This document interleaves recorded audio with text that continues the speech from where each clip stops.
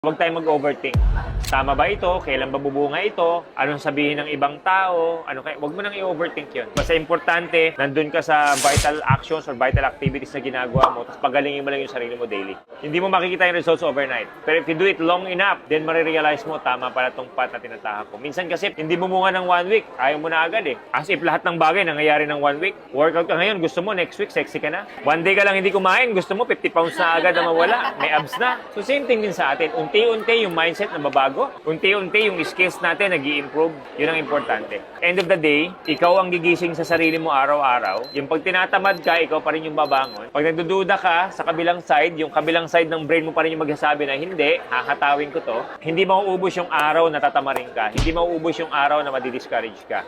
Lagi nandyan yan. Pero yung mga panahon, yung dami ng times na nilaban mo yan, yun yung mga araw na nagmamatter talaga. Regardless kung feeling mo mababang success,